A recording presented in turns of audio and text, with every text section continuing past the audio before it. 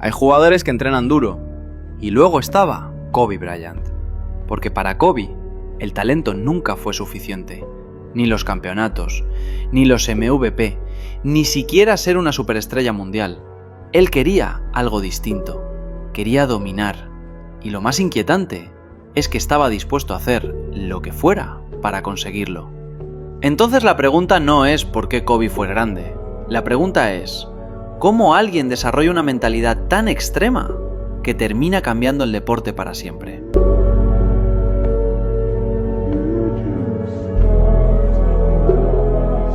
La historia de Kobe Bryant no empieza en Los Ángeles, ni siquiera empieza en la NBA, empieza mucho antes, en Italia.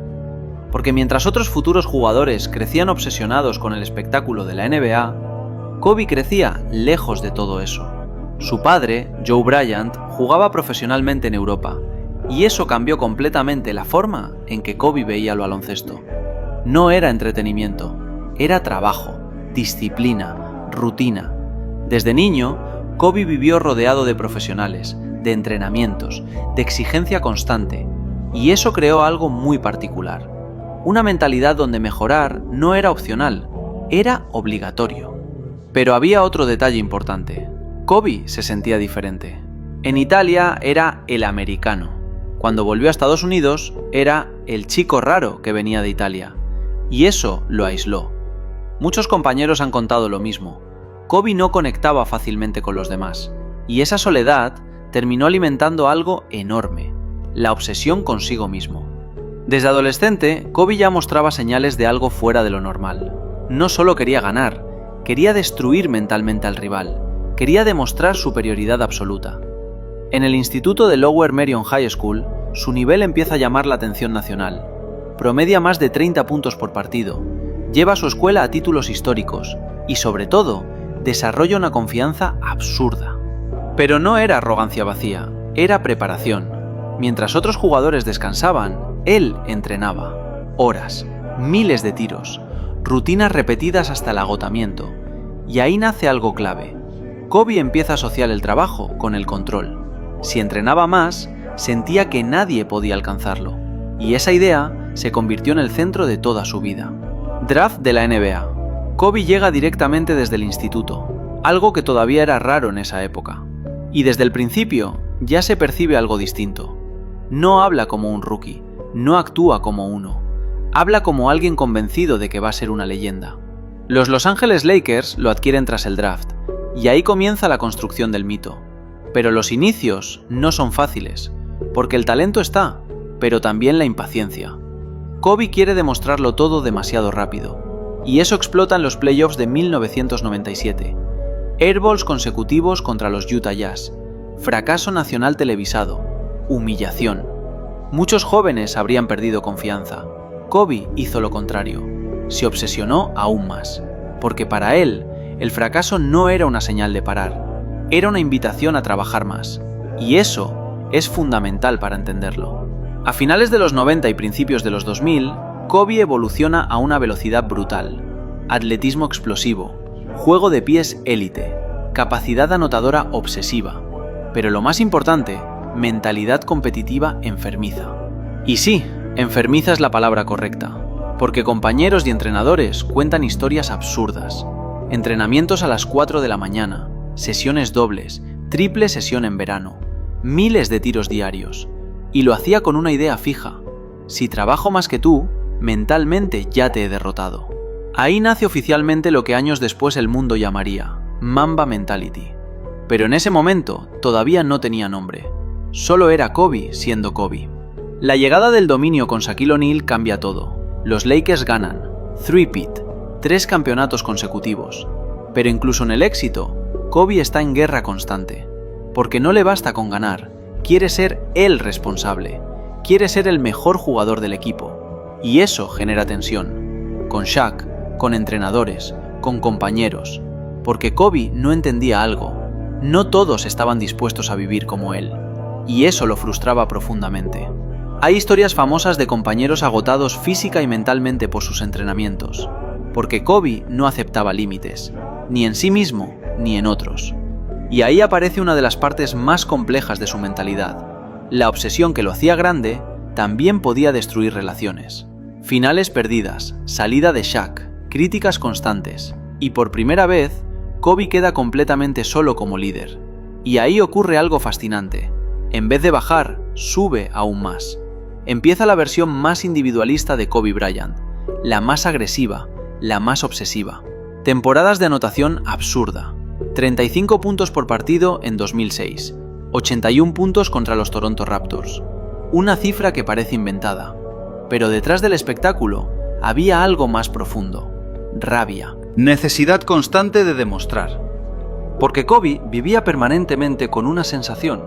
Nunca era suficiente. Nunca. Y eso alimentaba todo. Cada entrenamiento, cada partido, cada rivalidad. Pero aquí aparece la pregunta incómoda. ¿Qué pasa cuando alguien vive permanentemente al límite? Porque la mentalidad de Kobe inspiraba, pero también consumía. Físicamente, mentalmente, emocionalmente. Su cuerpo empieza a acumular desgaste brutal, lesiones, dolor constante. Pero él juega igual, porque para Kobe, parar era perder. Y eso crea una contradicción enorme. La misma mentalidad que lo convierte en leyenda, también empieza a destruirlo lentamente. Y lo más impactante es que él lo sabía, pero nunca quiso cambiar, porque para Kobe Bryant, la obsesión no era una parte de su vida, era su vida entera. Y justo ahí, cuando parece invencible, es donde empieza la batalla más dura de todas, la batalla contra el tiempo. Durante años, Kobe Bryant vivió como si el cansancio no existiera, como si dormir fuera opcional, como si el dolor fuese simplemente otra barrera mental. Y durante mucho tiempo, pareció funcionar. 5 campeonatos, MVP, 2 MVP de finales, 12 veces All-NBA defensivo, 18 All-Star. Una carrera construida sobre disciplina extrema, pero el cuerpo siempre cobra la factura. Y cuanto más extrema es la obsesión, más cara sale. A principios de la década de 2010, Kobe ya acumulaba un desgaste brutal. Más de 50.000 minutos entre temporada regular y playoffs.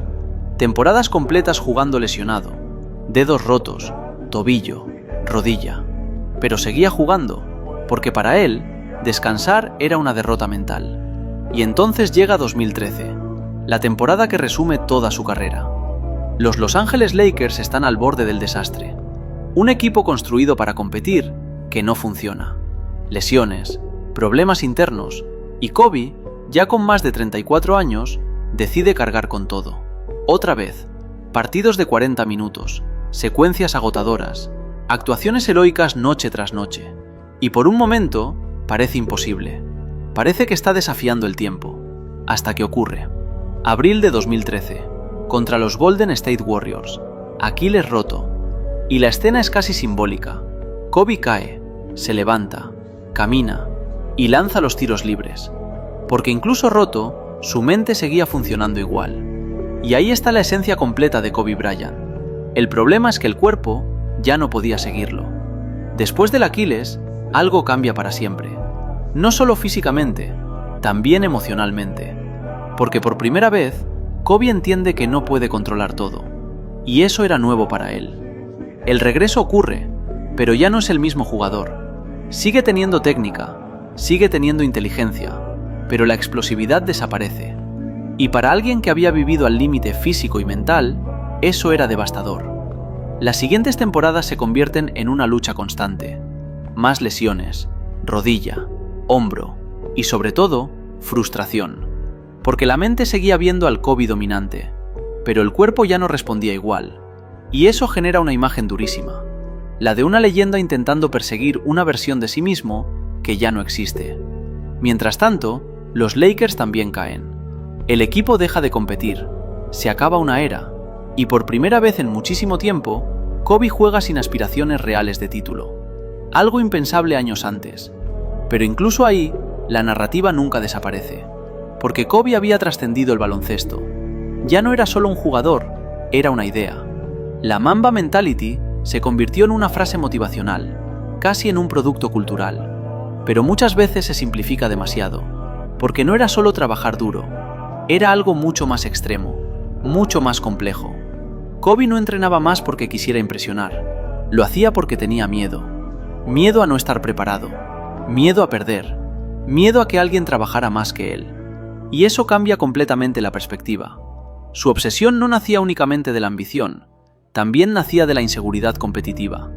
Por eso entrenaba de madrugada, por eso repetía movimientos miles de veces, por eso estudiaba vídeos obsesivamente, porque necesitaba sentir control absoluto. Y cuando alguien vive así durante décadas, las consecuencias llegan. Muchos compañeros lo admiraban, pero otros admitían que era agotador convivir con él. Porque Kobe vivía en un nivel de intensidad permanente. No había pausa, no había desconexión. Y eso explica por qué era tan difícil seguirle. La mayoría de jugadores aman el baloncesto. Kobe lo necesitaba. Y esa diferencia es enorme. Aquí es donde su historia se vuelve todavía más grande. Porque Kobe no solo ganó, cambió la mentalidad de generaciones enteras. Jugadores como Jason Tatum, Devin Booker o Giannis Antetokounmpo crecieron obsesionados con él, con sus rutinas, con su ética. La idea de levantarse antes que todos, la idea de mejorar constantemente. La idea de que el talento sin disciplina no vale nada. Eso es el verdadero legado de Kobe. Porque muchos ganaron campeonatos, pero pocos cambiaron la cultura competitiva del deporte. Y él sí lo hizo. Y aún así, siempre queda una pregunta. ¿Qué habría pasado si Kobe no hubiera vivido tan al límite? Porque es posible que hubiera durado más, que su cuerpo hubiera resistido mejor, que hubiera envejecido de forma distinta. Pero entonces aparece la contradicción. Quizá, si no hubiera sido tan extremo, nunca habría llegado tan alto. Porque esa obsesión era destructiva, pero también era el motor de todo. Sin ella, probablemente no existiría el Kobe que conocemos, y eso hace su historia fascinante. No puedes separar la grandeza del sacrificio brutal que la creó.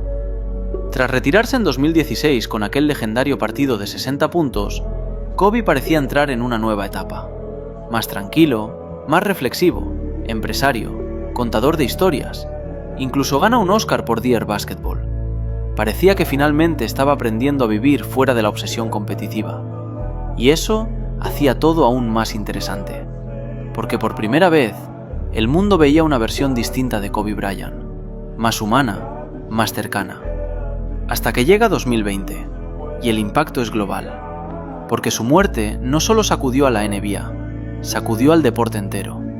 Porque Kobe ya no pertenecía únicamente al baloncesto, pertenecía a la cultura. La historia de Kobe Bryant no trata solo de talento, ni siquiera trata solo de ganar. Trata sobre obsesión, sobre lo que ocurre cuando alguien decide dedicar absolutamente todo a una sola cosa. Y eso es inspirador, pero también aterrador, porque la Mamba Mentality tenía un precio: dolor, sacrificio, aislamiento. Kobe convirtió el trabajo en identidad, la disciplina en religión, y durante años eso lo hizo parecer invencible. Pero quizá lo más impresionante es que incluso sabiendo el coste, nunca quiso parar. Nunca quiso ser normal. Porque para él, la grandeza no era un objetivo, era una obligación. Y por eso su legado sigue vivo. No solo por los títulos, no solo por los puntos, sino porque hizo que millones de personas entendieran algo. Que el límite, muchas veces, es mental. Y que pocas personas en la historia del deporte empujaron ese límite tan lejos como Kobe Bryant.